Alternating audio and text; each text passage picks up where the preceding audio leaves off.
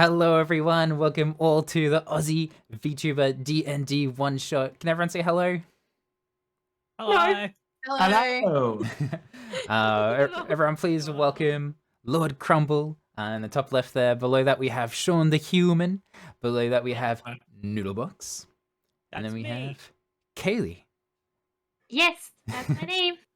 Alrighty, so we start our adventure in the human worlds. Arris has just returned home after a long day of socializing and surfing down at the beach. Arris, could you please explain your character, introduce your character? Arris is a very chill, sort of nonchalant surfer babe with like blonde hair and like really curly, beach waves.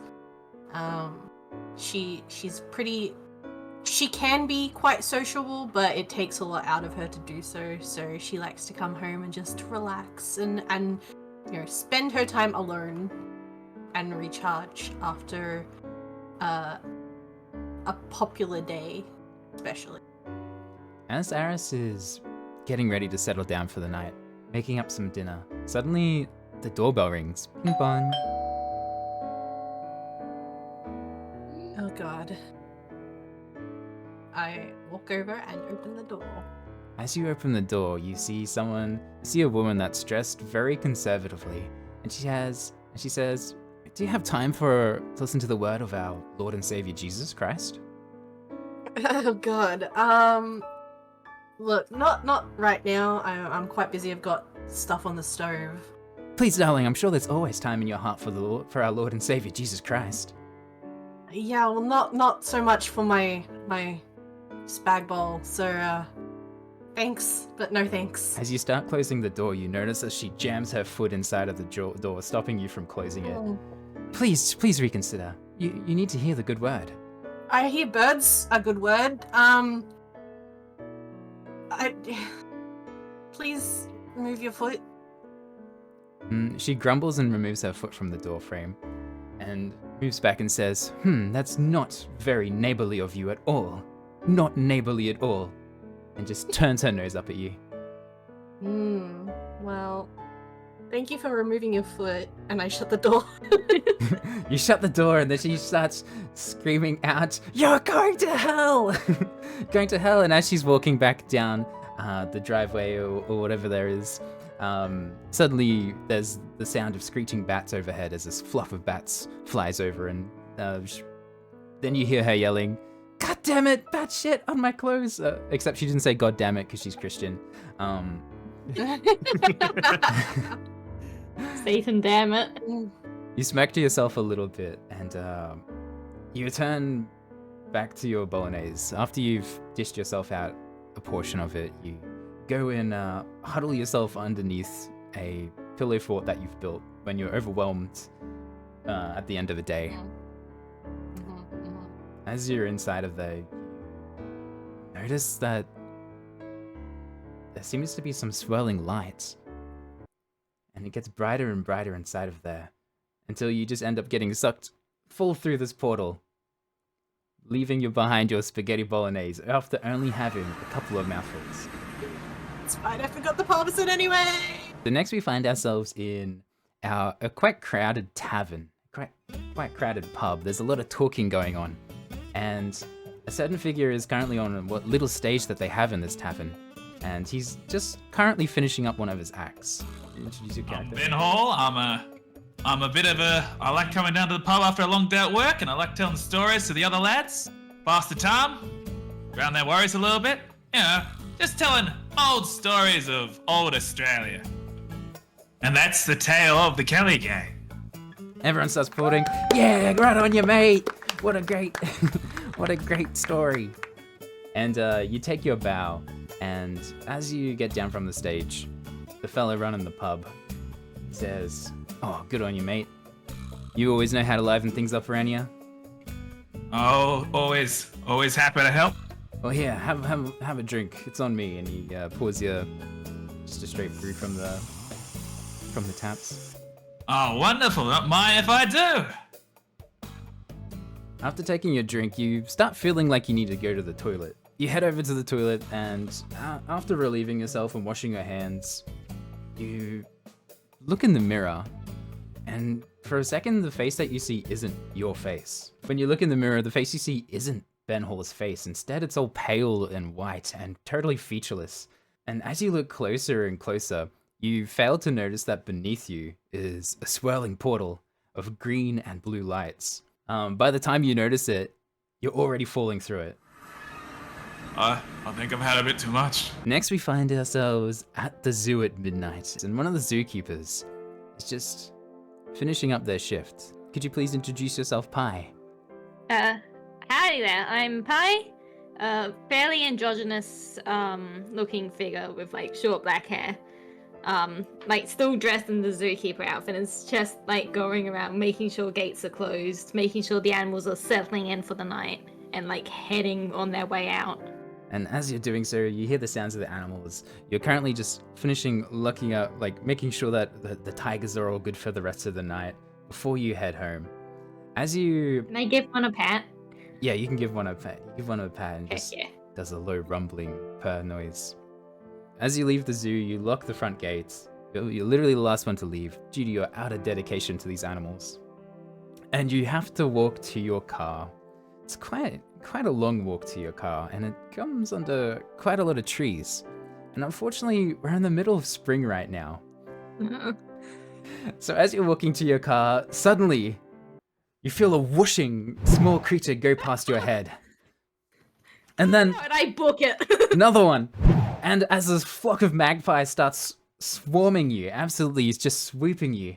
You're running towards your car. You get to the car, they've mostly given up the chase, but you're still hurriedly trying to unlock the car. You unlock it and you dive in, but you fail to notice that the entrance to the vehicle has also become a portal. Bloody hell! Next, we find ourselves at the gym, where there's a certain figure named Tristan who's currently pumping some iron. Tristan, could you introduce your character? Hello, my name is Tristan. I like to only tell people my first name because it makes a better first impression, because they go, who is this guy? He seems important. He's only telling me his first name. I am a budding up-and-coming actor. I'm going to be on Home and Away, and from that, I'm going to strike it big. I'm going to be one of the Beach Boys, big old muscular beach boys. So I'm going to get that beach body, and I'm going to rock it. I'm going to do well. And after you finish your workouts, you're wiping the sweat off you with the towel that you always bring. Your phone starts ringing. Do do do do do do do do do do do. Home and Away. Pick it up. Hello? Hello? Tristan, darling, it's your mother. Mom? How's your audition? It's good. I feel like I did really well. I mean, like, they didn't say much at the actual thing, but like, you know, like, you know me and what I can do. I feel like I got this in the bag. Your mother knows. Your mother knows everything, and she always knows when you're lying. She says, it happened again, didn't you? Didn't it? No. You forgot your lines again, didn't you? Just a couple of them, most of them, but like, that's, I mean, we can work on that. Honey, why don't you just give up living in the big city, living in Sydney? Give up your dreams of being on Home and Away. Why don't you just come home? Well, no. All right, I have to go now. I can do this. Yes, honey. All right, I have to go now. I'll talk to you later. And she just hangs up on you. Obviously, she just wanted to say what she wanted to say. Didn't want to hear you out. All right, cheers, Mom. It's like throw my phone back in my bag. Quite angry, you head over to your locker at the gym, and you open it up. You're reaching in to grab your change of clothes, but as you do, your hand actually reaches into a portal, and you get teleported, just like everyone else, to this other world. Oh, what the hell, mate? No! 4 bodies come hurtling through this great blue portal that seems to be at the top of a tree, as far as you can tell. All 4 of you land in the circle, in the middle of this great circle at the top of at these treetops. This blue swirling portal lit up behind you. As you look around, you guys notice that there's two figures. One of them's going, "Oh no, how could this happen? What went wrong?" And the other one, who seems to be a horned individual, says, "Johnny, what did you do? Why are there 4 of them? How could there be 4? And they don't look like Underdark residents at all."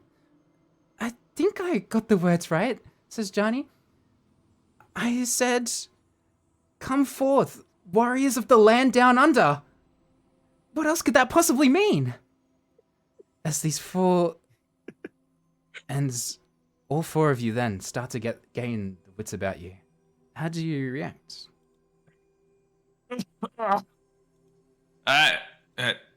What? Fucking hell. I'm just like looking around being like, what the fuck? I think I Instant popped a despair. poo Val. This is very odd bender. I don't remember anything like this around. This is new. Oh god. My arms are so thin. No. I fucking died! I knew they were gonna fucking get me. I fucking died.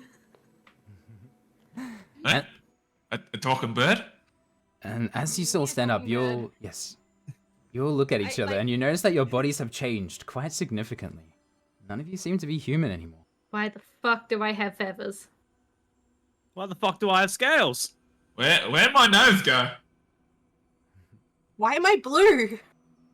Why are you blue? Oh, I got my nose back. Don't Let us go think again. I'm Now it's back again. breathing. Is this what death feels like? You just... Am I dead? It seems It's like one of those prank shows. Are we being pranked right now? you'll look around and you notice that the world that you're in is very distinctly fantastical. You think that there's no way this could be the same world that you're in. Easy guess, given from the glowing portal. You all look at yourselves and figure out what type of humanoid you are.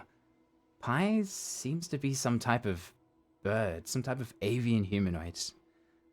Ben looks down at his body and sees that it's still very humanoid, very human mostly, except it doesn't seem to be any distinct details. And as you were focusing on parts of your body, they changed, and you seem to be able to change it at will. As Arris has a look at their body, they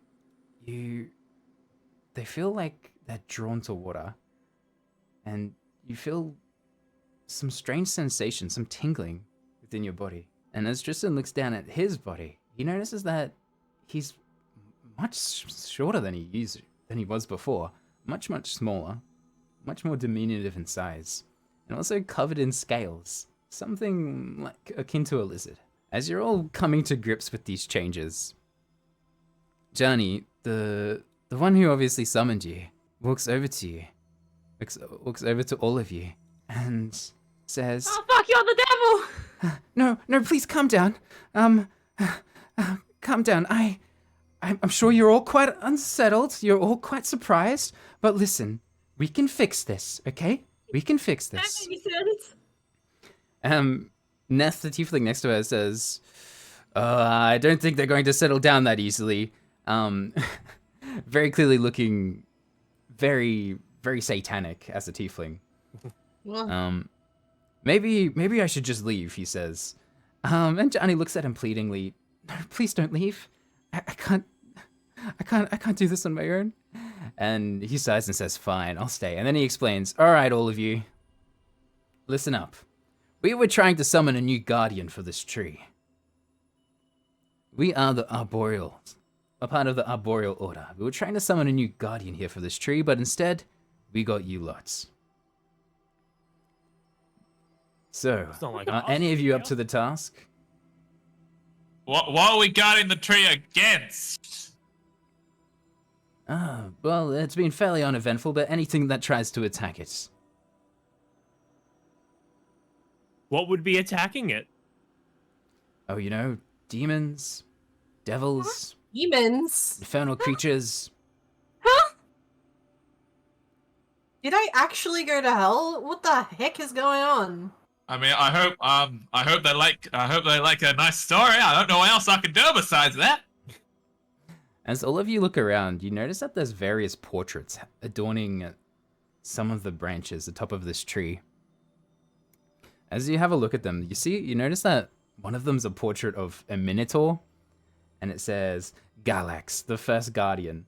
And then you have a look at others. There seems to be a drow, and various other creatures of the Underdark. There's some myconids. There's a Dwegar, which is an elf, which is, sorry, not an elf, which is a dark gnome-looking thing.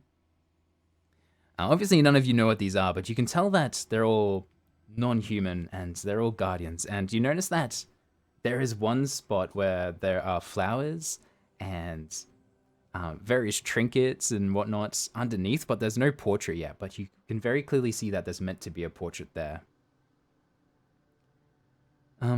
Johnny says, listen, you don't need to do any this. You don't need to accept any of you. Just wait 2 more days and we can send you all home. I like that option. Days? 2 more days? I You- mean, What the hell are they gonna do without me? They're not gonna be able to get into the animal cages without me. They're not gonna be able to feed the animals on time without me. I can't wait for 2 more days. Pie is freaking out. Johnny just seems even more stressed the more you guys freak out. And she's like, I'm sorry, there's really no other way. We need time for the arcane energies of the tree to rebuild, to recharge. We can't hurry it up at all, you know? Put it on a faster schedule, maybe? Her yeah, we expression, got some fertilizer or something? her expression tells you no, that it's very unlikely. Right. Cool. There go my weekend plans. Great. Yeah, I mean, I had the next 2 days off, but this wasn't how I intended to spend them. I think I left a chook out on the bench. Oh, it's gone That's right. gonna be, yeah, that's gonna be absolutely fucked. As you look down, you all notice that your clothes, that some of your clothes, notably Tristan's, don't quite fit his stature anymore, so they're looking quite baggy. And Pie is also finding, because of their new body, their clothing somewhat uncomfortable and unideal due to the new feathers currently on their body. Noticing your discomfort, Neth goes and calls out, Miltyn, come and take these new useless guardians to go and get some clothes. Whoa. I don't want to call anyone useless. Yeah, alright? That's not you- very nice. You force us into the job and then call us useless? That's a little rich. Well, Things I'm useful at. I've just never tried this one before. well, prove me wrong. And you see up from the stairs. Oh, and the trees, after having expended its energy, the portal starts closing and and you see that all the bright lights start fading a lot more. You know, as the ritual has come to an end. From the stairway comes a small humanoid that seems to be an amphibian. And he's like, "Hello, you called?" And he looks up and That's a frog. Talking frog. yes. That's a fucking frog. Hello, everyone. My name is Miltyn the Diplomat. Miltyn the Diplomat. You wish me to go and take them, give them new clothes? And Ness just nods and says, "Yes, Miltyn. Yes, that is what we want." And he's like, "Oh, okay. I can do that. All right, follow me." And What kind of fucked up Sesame Street have we fallen into? I don't know. There's lots of. It's an interesting place to be sure. And you follow Miltyn down the stairs of this great tree. All right, you guys all make your way down the tree. And you notice that there's a lot of elaborate carvings that are all slowly fading out, that were currently being all passing through magic circuits. And Milton's just like lightly just chatting with you guys. He goes, "So, you, do you come here often?" Oh, every No, Tuesday, mate. mate. Every Tuesday, mate. Yeah, well, we're regulars. Don't you recognize us? Oh, well, let's see if he recognizes you. All right. Okay, he's like, I don't think I've seen any of you around before. Oh, yeah. Maybe we just, you can't be here all the time, right? Well, you gotta take some times off. Maybe we just always walk past each other, you know? I think it's unlikely. All of us arboreal servants all live here in the tree. How many of them there are? Yeah, but do you live in the same tree as Just a this handful. tree or the other tree, you know? You know the other tree, right? He goes, tut. There is no other tree. This is the tree. But if you don't know about the other tree, how do you know this is the tree, you know? You don't know what you don't know, you know?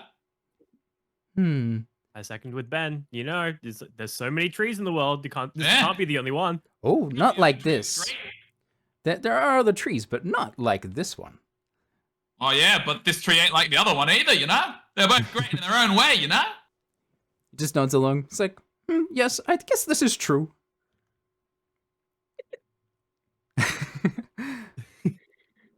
All right. I like this fella, Milton. I like him. He's fun. Were you always a frog, or? Well, actually, I used to be a tadpole. Then I grew legs and arms. Oh. That makes sense. That's how it works.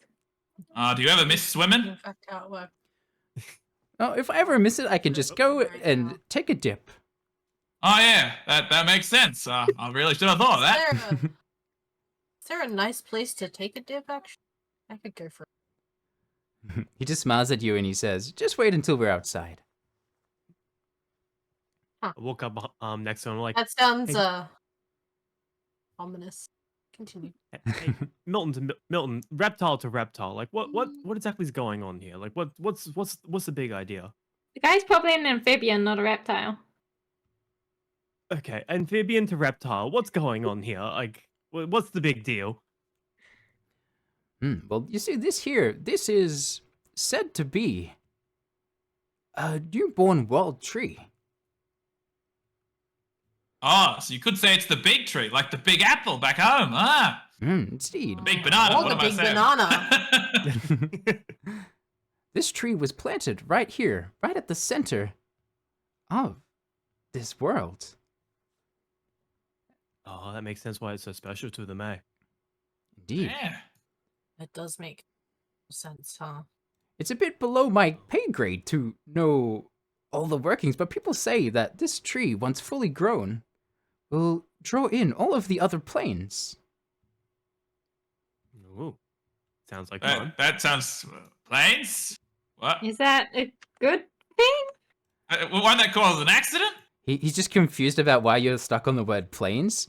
He's like, yes, planes, dimensions, and other worlds, higher places of So, being. like, alternate universes? Oh, I thought you meant the dimensions of the plane. Never mind. I Oh, thought he meant like I flying. I thought he meant planes as in like.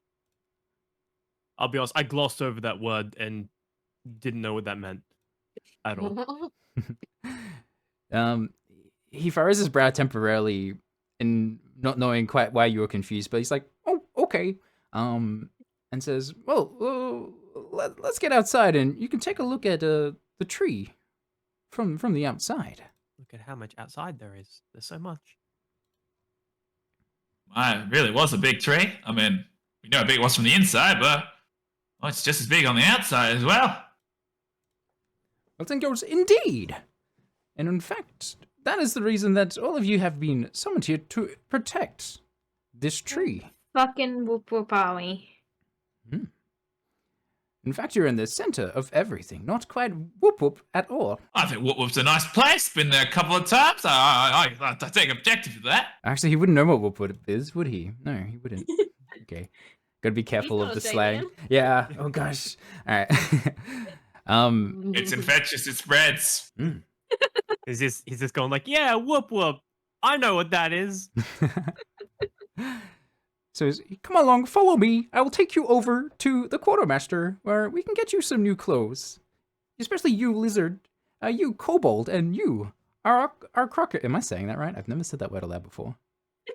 Don't ask me. I have also never said that. Our cockra, our croc, our Arakokra? cockra. Yeah. I think that's how they pronounce it, or at least that's how they did in some place. Yeah. Okay. This- You, sorry, Cockra. me? And it's say confidently is correct. So Yes. Did you call me a co what? A kobold. That's what you are. You are a kobold. And you're an Arkokra. You're a Genasi. Okra. And you, A what now? I'm Ben. you're Ben. Yes. Hello, Ben. Yeah. I'm Miltyn. Nice to meet you, Milton. Hello. The only part of that made sense was Ben. Genasi Yeah. cockroach? No. What? Kobold? Cockroach? You're a What? cockroach? Am I a cockroach? Is this what cockroaches look like here? I hope not. That's No, we have cockroaches. We have cockroaches. You are a kobold. Kobold. Oh. Okay. He's not I'm getting bold. it. No, Well, maybe a little bit. they have scale. You have scales. I guess technically. I touch the top of my head. I'm like, oh no, the agent's not gonna like this. Mhm. Oh. I'm in. Oh, did his name disappear? Oh, it's because I'm copying and pasting the wrong one. Huh? Wait, There you go. your voice sounds kind of familiar. Like the What? puppet guy. I don't know what you talk. little bit. What you're saying? All of my people talk like this. They all Duh. do? You, him, and she points to the cobalt. Me? Yeah, you. Why do you sound so familiar? Was it? Did you hear me? I was off. Did you hear from the TV advert? Maybe. Oh, you've been on TV. Maybe? Good job. Hopefully. It's On a the little bit. telly? I'm trying to get on there a bit more. Might be a bit difficult now with what's going on, but hey, I'm still trying. I think if we made it back to our world, I don't think you'd have any trouble getting on the TV as you are now. Just. I think True. we'd. I don't think we'd have that would be much of an issue. You do make a good point. Well, maybe I can work with this. Yeah. I mean, no one else has got it. You're gonna be unique. Either that or experimented on, but I like the positivity. As you get down close enough, you hear a dwarf talking to a treant going, I haven't been back to the city in months now. I can't wait to finally get home. After all this summoning's done, I'm sure I'll be able to get home. They don't need as many people watching out, being on watch anymore. And the treant next to him just creaks its limbs a little bit. And he looks at and the dwarf looks up at him and goes, "But I guess you'll be sticking around. Yeah, get it, sticking around." And you just notice the treant creak in displeasure at the pun. And once you're down here, Miltyn walks over to another avian humanoid and says, "Hello, Kurin. I've brought the new guardians. They all seem to be garbed quite strangely and not all adequately. Could we please get them some clothes?" And Kurin looks at all of you with eagle-like eyes and just curtly nods and opens up the door to what is most likely some type of storage building. And you're all allowed to go inside and choose armor to your liking. First thing I'm looking for is pants. I'm looking for something that has holes in the back for the wings. And then figuring out how to put something on when it has wing holes. You know, that's a good point. I might need to cut a hole in the back of these pants for a tail. You find that there's like quite a wide variety of clothes suited for every body shape, type, and size. And in addition to clothes, there's also armor, which Miltyn highly encourages you to take. He goes, "It's quite a dangerous job being a guardian of the world tree, so we'd like it if you could perhaps armor yourself against the dangers." Do you have one of these in a slightly bigger size? I'm sure that we could find something. Kurin goes in and he knows just exactly where to look and just pulls out another one in slightly bigger size. Oh no, this one's now too small. Got something a bit smaller? I don't think it's a problem with the clothes, says Miltyn. I think your body size is changing. Oh, I think you're right. Oh, never mind. How does this thing work? never met a changeling before. I've heard of them, but they're so rare. Could that be what you are? As I said, I'm Ben. Got a name. Yeah. Hi, Ben. I'm Miltyn. Miltyn the Nice to meet you, diplomat. Milton. And this is Curran. And I'm Also a bird.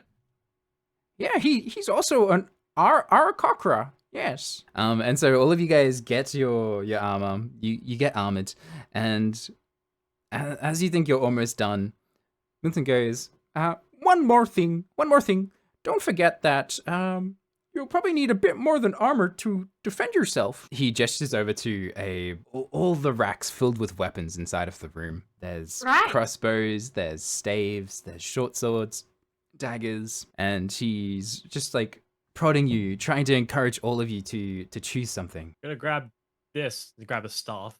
Just a big stick because I'm small and big stick means more damage, right? I mean, how different can bows be to tranquilizer guns? Pick up a bow. It's just like string, magnetism pull. Yeah, just gonna take one of these, I guess. We have quite the talented smiths here. So you'll find that all of our equipment is actually magically enhanced. Oh, nice. So if you chose some type of light armor, that's +1 light armor, etc., etc. All right. As you guys are just finished getting fully equipped and coming out, Johnny rushes down the stairs, clearly winded from all of the stairs. All right, everyone. I'm so sorry. You'll need to all head down to the city. Why? What city? We're in tree. What? Yes, across the lake. So as you guys all look around, you notice that this wild tree is sitting in the middle of a lake. No doubt what it needs in order to survive and thrive. It probably needs all of that water. And she gestures across the lake where you can see in the distance there's bright lights that suggest that there are people living there. In order to get permission to send you all home, I need you all to go across the lake. I need you all to introduce yourselves to the governing body of the city. The head of the Arboreal Order. We've got I nothing mean, else to do. yeah, if that's what it takes. Milton perks up there and says, I will take them. I have been wanting to see my wife and my children for quite some time. Married? Oh, yes. How long has Wow. it been? It's been a year now. Jesus. Congrats. You've been. How many children? Just one? Oh, we have a whole lot of them. In fact, they're the reason why I came here. There were too many. Sounds like my parents. I just needed to get away. All right, well, time's a wasting. Let's go. Thank you, Curran. And, Yes, thank you. Goodbye. just nods at you all. Because I can't be bothered thinking of a voice. Yeah. All right. Stoic silent type. I The silent see. brooding type. Yeah. Yes. That's what you gotta be to be a quartermaster. Milton just leads ahead, not even really looking to see if you're following him. He's just going on ahead, down all the way down to the docks. So Milton reaches down the docks where you see a fairly buff-looking lady. And Milton goes, "Hi, horse injury!" And Sindri goes, "Ah, Milton, finally going to go see your children, are we?" "Yeah, I guess so. It's been quite a while. Yeah, I'm taking these 4 with me. Can we take one of the bigger boats?" "Yeah, that would be totally fine." And she just nods at all of you, and nods a greeting and says, "So, which one of these is the new guardian?" Well, the thing is, there's 4 of them for some reason. Not really sure why. And we're also apparently going to send them back home." "Oh, did something go wrong?" "Yeah, I guess so."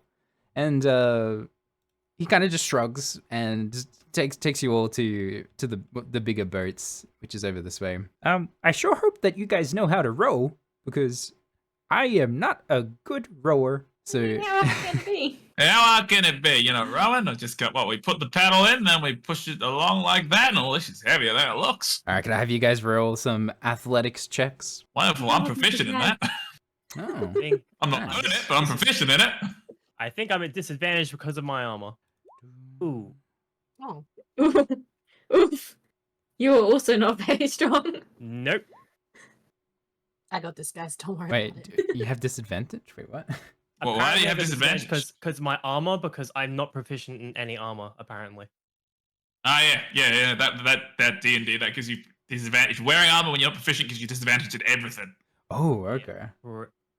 Oh, if you're a mage, you don't need to wear armor, by the way. I'm not wearing any armor. Yeah, I'm taking off my shirt because it doesn't do me any good. It's too heavy.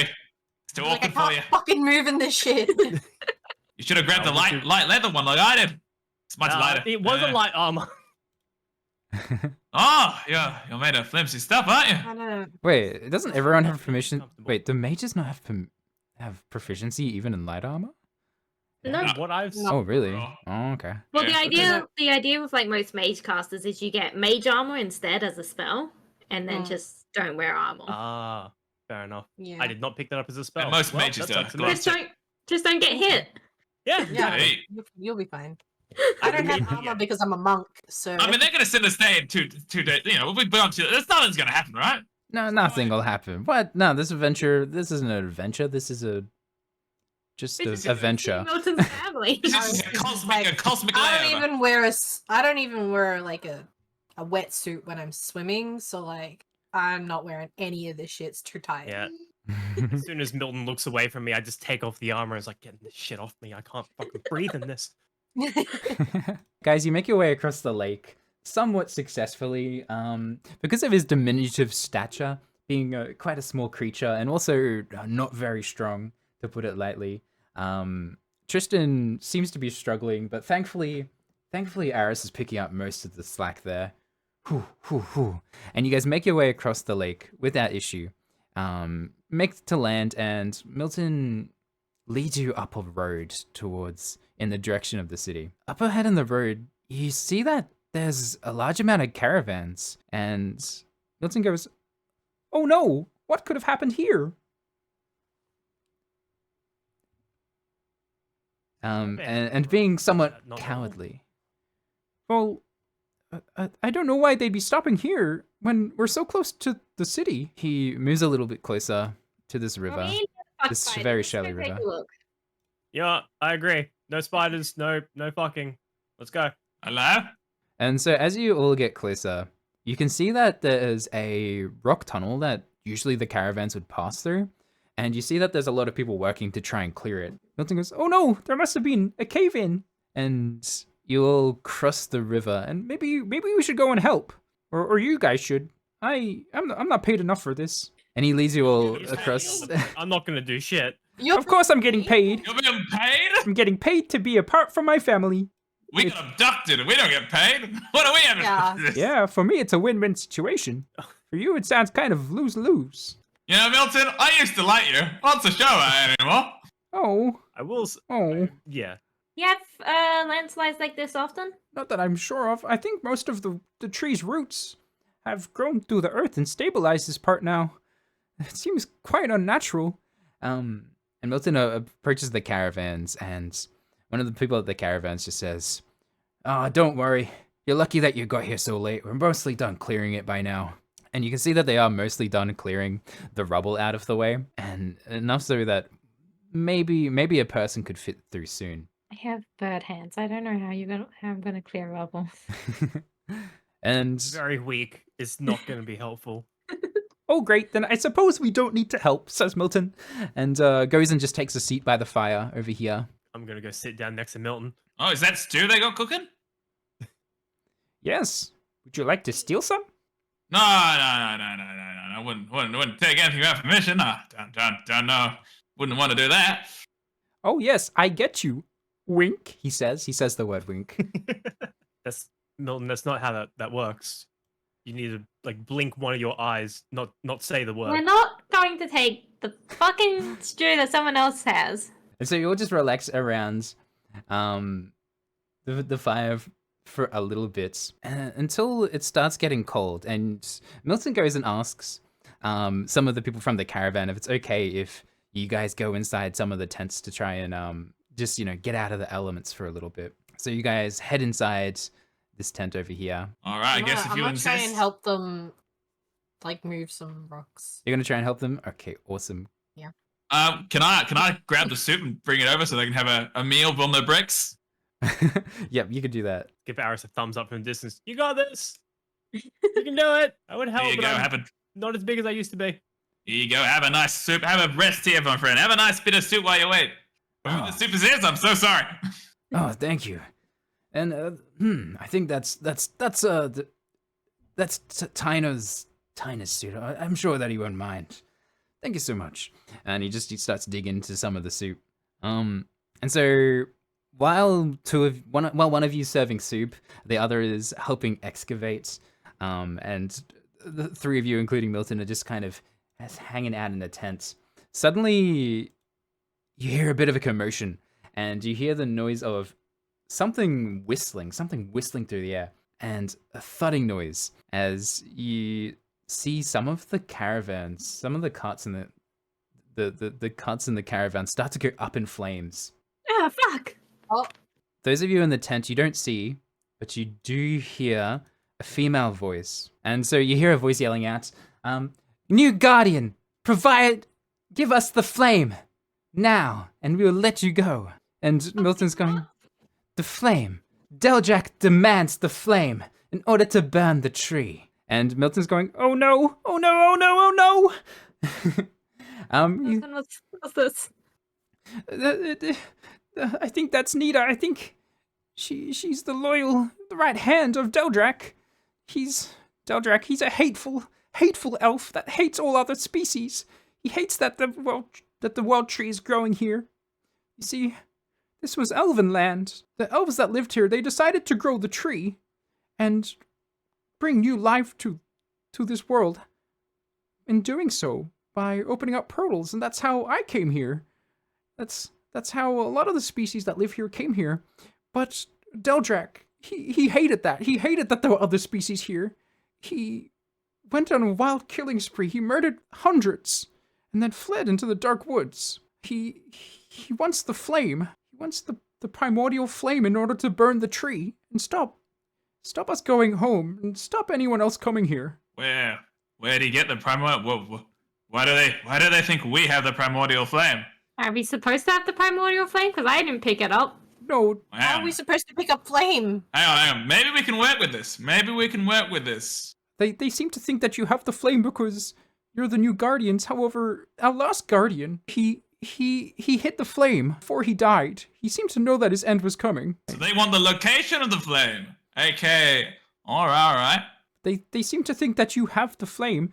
I can go out there. I can tell them that you don't have it. They might let you. Let's see if we can just have a little word with them. Hello, over there. Now I know you want some flame, but we don't have it on us. But I know it is. I can give you some directions. Is this really your wisest idea? Probably not. Nita looks you up and down. These are the new guardians? Quite pathetic. And she says, very well then. Where is this flame? All right. Well, you know, east of here, there's a large mountain. Right? You know the mountain, right? She looks to the Tell me east. you know of the mountain. Yes, the mountain of Yeah, of course. Targlos. Between the mountain, there is a cave. Mm-hmm. You follow? A Now. cave, yes. A cave, and in the cave, there is a little tiny box. If you open the box and say the magic word, it'll move you to an undersea temple. Inside the undersea temple, you will find the flame. Please roll deception. That's a 25. 25. Holy moly. She goes, interesting. All right, I will go and Tell a invest. tale.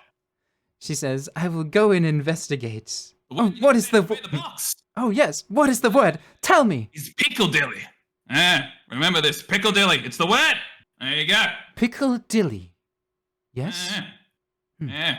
It's an ancient word. Pickledilly. She turns to her cronies behind her and says, remember that. Pickledilly. I will be off.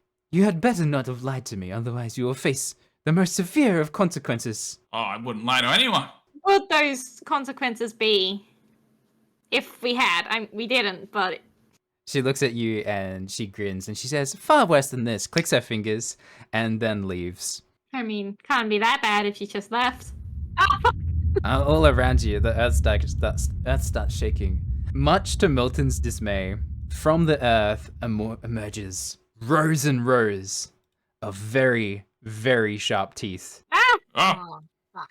With a great roar and lunging, Miltyn is caught in the mouth of this creature, chewed and tossed out like a rag doll, bleeding quite profusely all the way over here as this great land shark just bursts out of the earth. And could you guys please roll initiative? This land shark is turning around to face all of you, and it is Arris's turn first. Oh, fuck. Ah, shit. Ah, fucking shit. Fuck.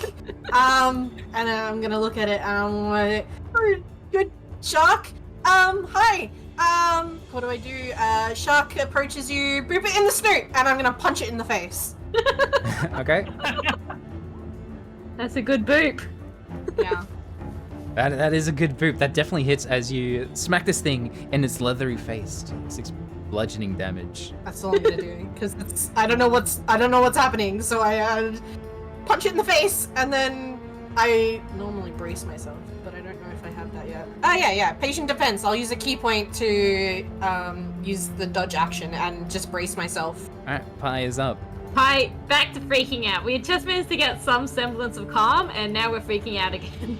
I'm just like, oh shit, oh fuck, and I want to run here and like put my hands on Miltyn, trying to do like basic first aid, and accidentally cast Cure Wounds as I'm first aiding.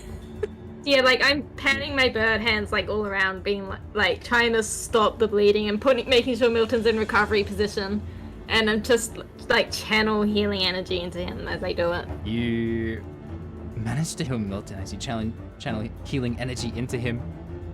And you see that his wounds start closing, even though you're simply just trying to put pressure on the wound.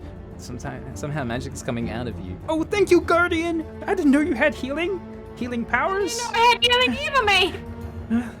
Oh, okay. But he's still bleeding quite a lot, and because of that, the shark is actually going to target him because he is bleeding. And sharks Oh no. love an injured foe. All right, so it's going to I did my best.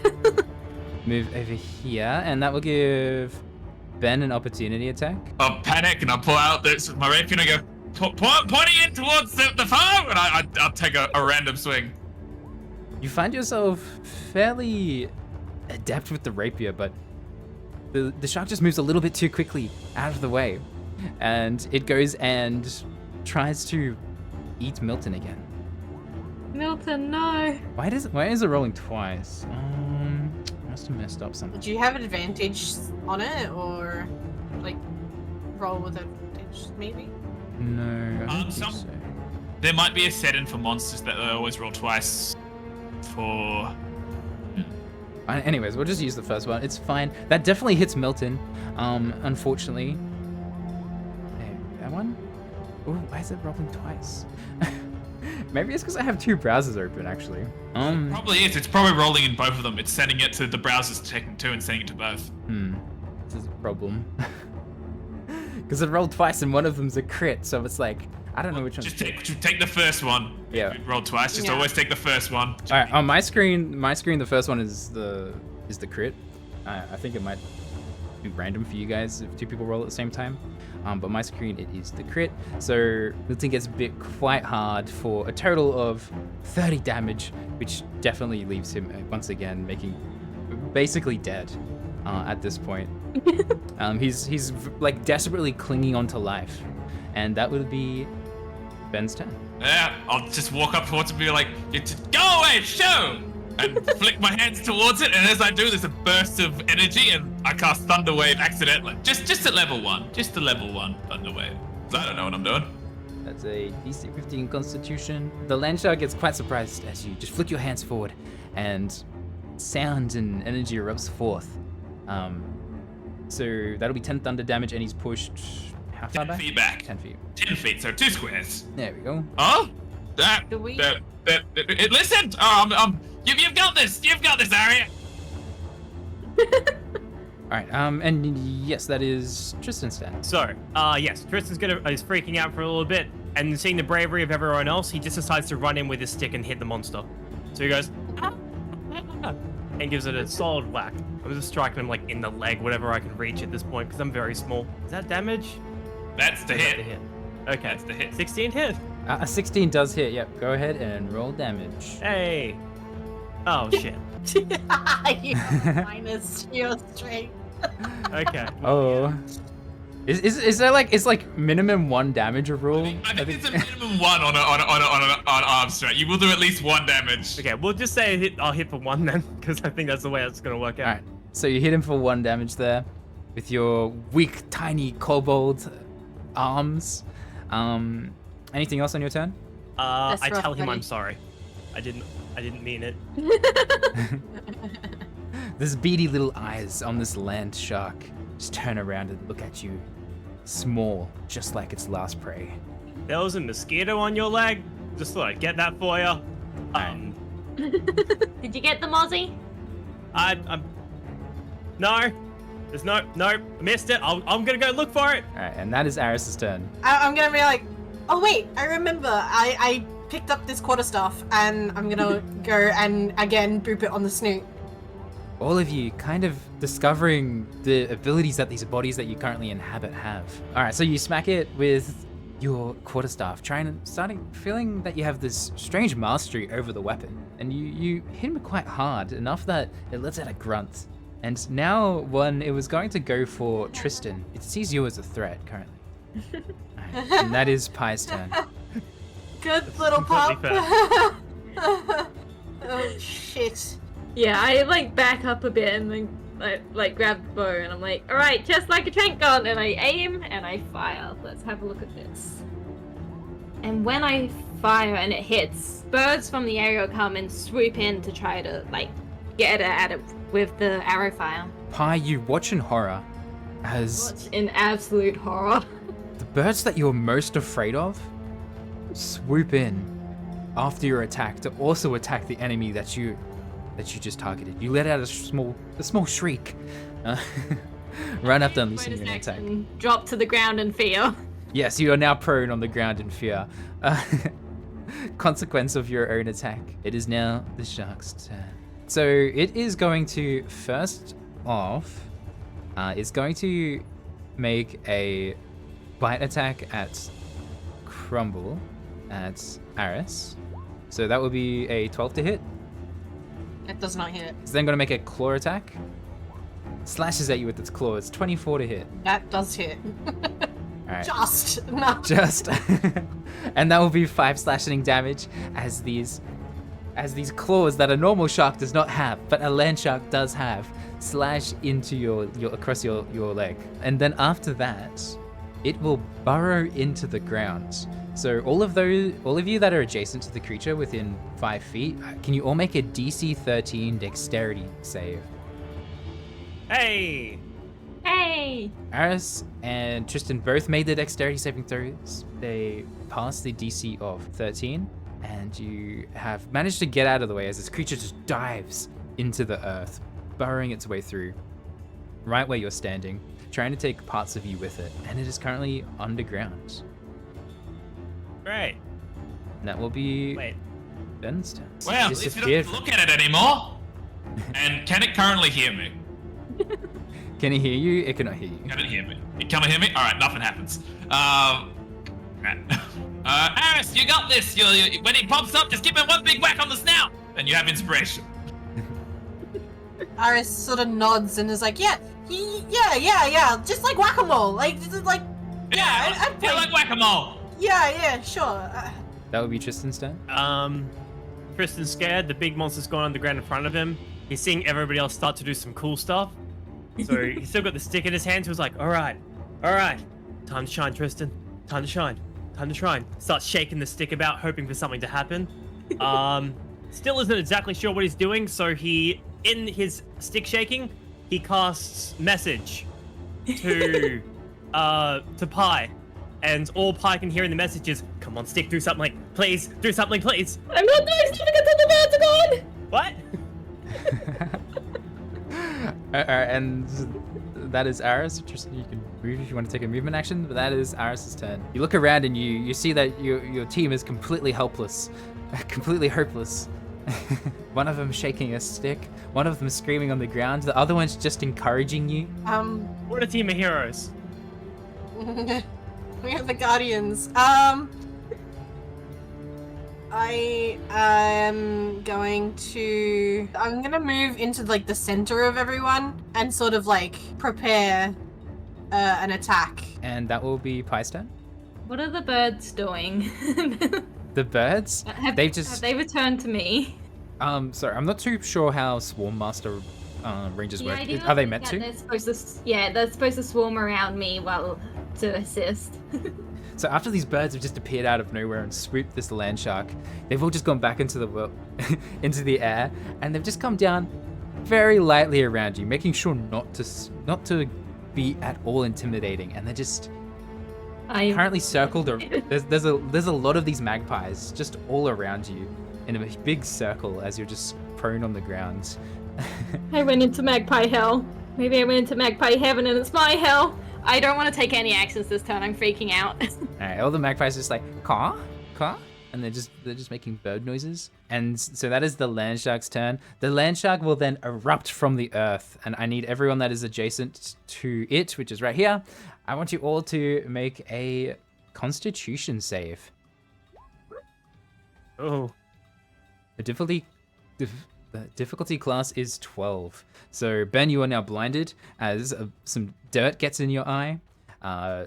Tristan, you are okay, and Arris, could you roll a Constitution save, please?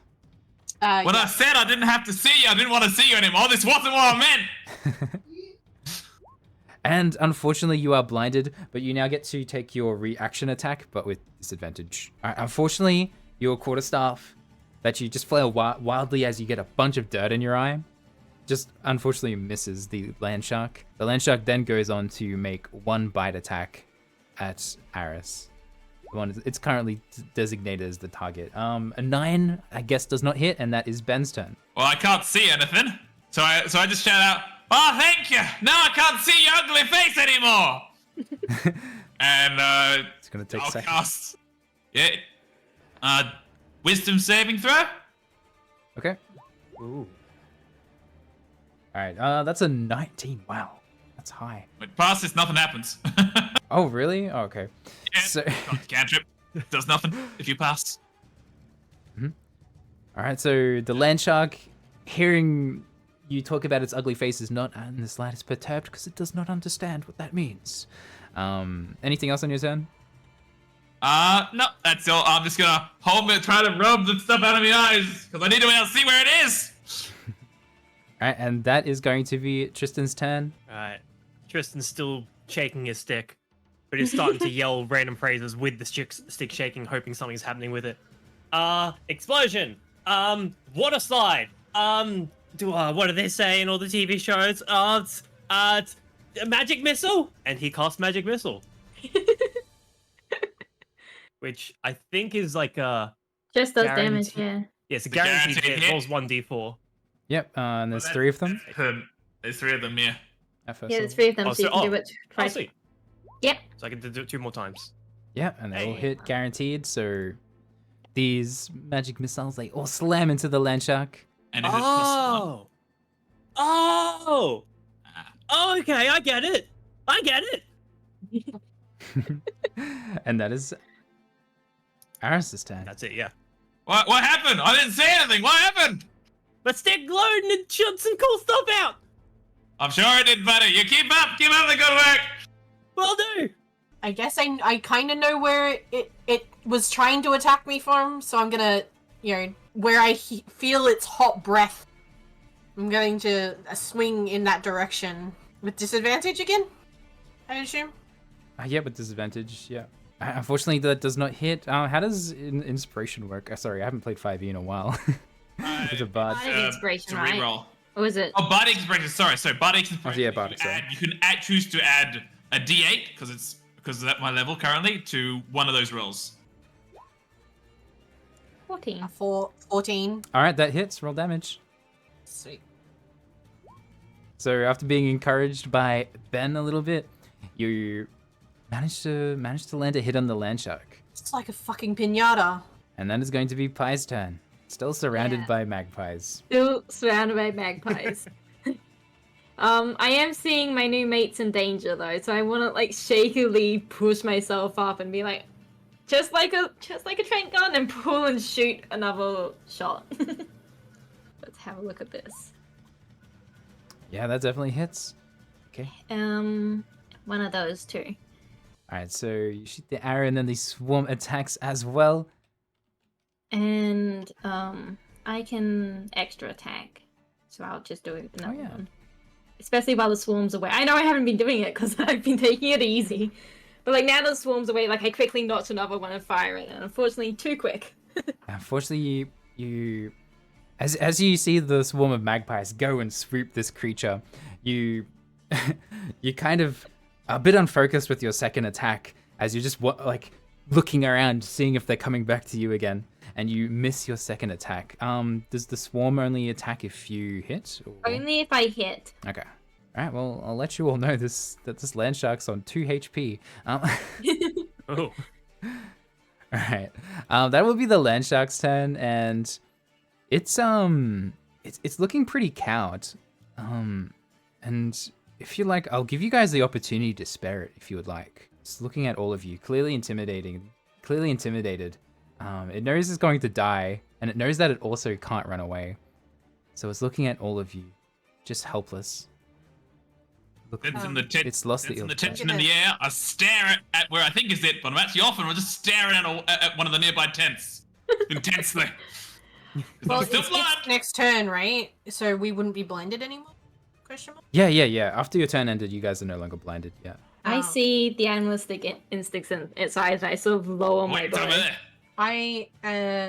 It's like directly in front of me, right? It's like in my face, basically. As I sort of like rub my eye and like squint, like the comes back into like focus. I sort of see this like now cowardly, helpless creature, and I sort of lower my quarterstaff a little bit, and I put out my hand towards its nose. Why it's not an element change of music? Yeah. Could you roll animal handling? Mm-hmm. Animal. That's not bad. You reach out your hand and you just pat this creature on the hand, kind of gently reassuring it that as long as it doesn't attack you, you're not going to attack it. And it just kind of looks up at all of you, grateful. It starts to retch. It starts to vomit. Huh? It vomits up parts of Miltyn, along with a bunch of shiny baubles, and then burrows into the ground and disappears. Yeah, I hear frog's not too good. And there we go. You guys have survived, well, apart from Miltyn, have survived your first combat encounter. You all turn to Miltyn, or perhaps you're distracted by the shiny objects on the ground. You see Miltyn, he's over on the ground, he's like, "Hey, tell my wife and kids that I don't love them." No, I'm joking. That would be a terrible thing to tell them. Even if it is the truth, you should probably lie. Yeah, just make something up. That's a lot better. Sorry, I'm not thinking clearly. And he's just breathing raggedly, and you see, like, the light is fading. Go to the head of the Arboreal Order. It's the biggest building in the city. Tell them that I sacrificed myself to save you all, and also the other stuff that happened. You fought bravely. I'm sure Ben will come up with a story for you. Yeah, you dove into its mouth to save us, didn't you? You know? Put yourself in harm's way. It was a brave and fruitless thing to do, but brave. Listening to this story that you're spinning. Clammy hands. You grab his clammy hands, looks at you thankfully, and he looks over at Ben. Thank you, Ben. My name's Miltyn the Diplomat. Then he just fades away, and Miltyn is no more. Rest in peace, Miltyn. It was a good bloke, you know? Well, who's going to take us to the His city eyelids, and then his other eyelids. And I sort of grab both of his arms and I drag him and I put him into the river and I let him wash away. He just floats down he just floats down the river. He floats down the river God. and gets caught on this rock down here. Yeah, he's getting caught onto like branches or some stuff very unceremoniously. You're just like, oh, jeez, oh, sheesh. Well, Not that as was. dignified as in the movies, is it? No, it's.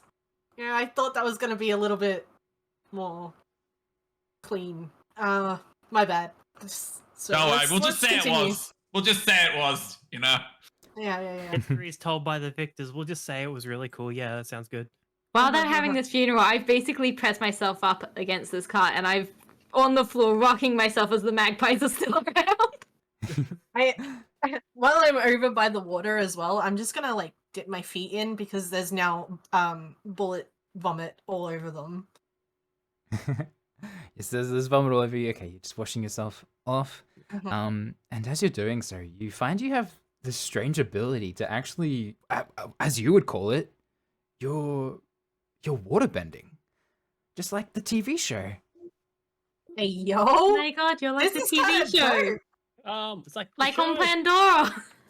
And as I'm doing it, I'm just gonna like whip some water over at Tristan here.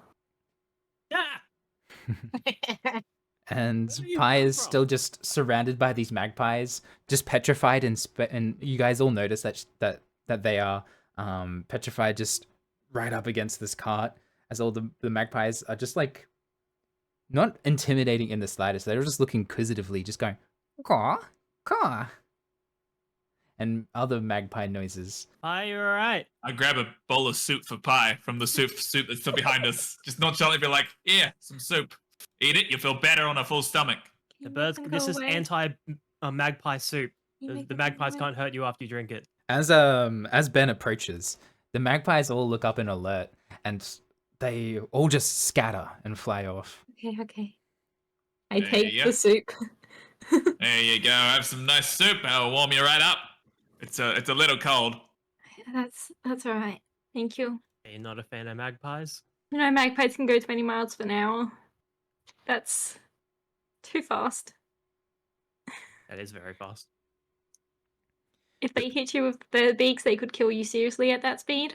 So with this terrifying new information, you all look around and look at the vomit of Miltyn parts, Miltyn giblets, and baubles that the landshark threw up.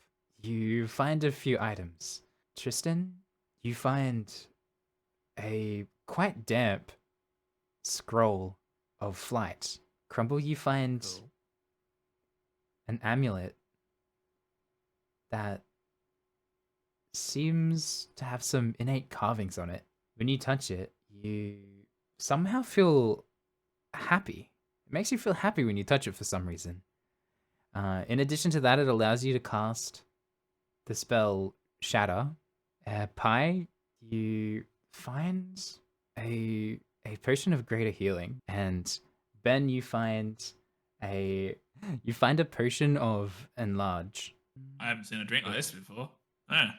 And with that, you see that the caravan people have, during the fight, they've been like more hurriedly trying to excavate out the cave. They're like, oh, I'm sure that Miltyn and the guys have got this. They were just hurriedly excavating out the rocks, and you guys are now free to pass through there. I guess we should get going. I mean, Do what Milton said. What did he say yeah, again? go to the city, go to the biggest building, say hello to the person in charge. Tell his wife that he didn't love them. No, he said not to do it. He said tell him a story of his brave sacrifice. How when the landshark burst out, he pushed us aside and jumped into its jaw to distract it, giving us time to regain ourselves and fight back. Was a heroic sacrifice. That does sound better. Yeah, and I will then admit. and his body, how So- it gracefully flowed down the river and totally didn't hit every bump on the way down. All right, so you guys all head to the city.